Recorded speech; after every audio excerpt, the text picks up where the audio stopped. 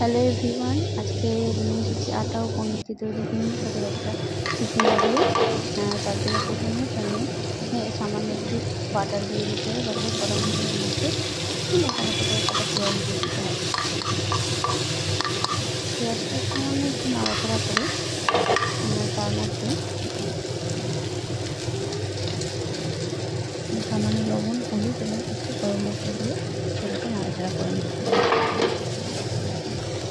এবার এর মধ্যে এক গ্লাস এবং সামান্য আদা, রসুন এবং কাঁচা লঙ্কা আর ছোটো করে নিয়েছিলাম, সেটা দিয়ে দিলাম। এবার অল্প দিয়ে দেবো এবং খুব সঙ্গে আর তাহলে ইচ্ছে মতো ভেজিটেবলস দিতে পারো এর মধ্যে। সামান্য লেবু দিয়ে পুরটা রেডি।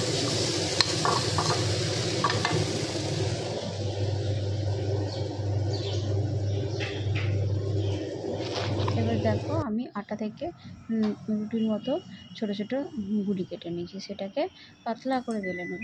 এটা একটা সহজ টেকনিক, দুটোকে একসঙ্গে একটু আটা বেশি করে দিয়ে তোমরা বেলতে পারো, তাহলে বেশ পাতলা পাতলা হবে রুটিটা।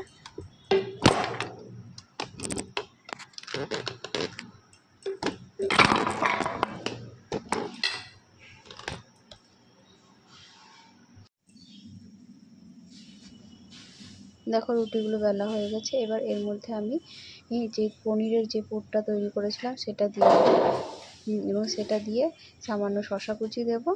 চাইলে কাঁচা পেঁয়াজ দিয়ে দিতে পারো এর ভিতর, তবে আমি সেটা দিইনি, কেন কি আমার ছেলে অনেকে পরে খাবে, তো এটা নষ্ট হয়ে যেতে পারে। তো সেই কারণে সামান্য শসা দিয়েছি শুধু, এবং চারিদিকে জল লাগিয়ে নিলাম, ব্রাশের সাহায্যে জল লাগিয়ে নিলাম। এবার এটাকে রোল করে নেব।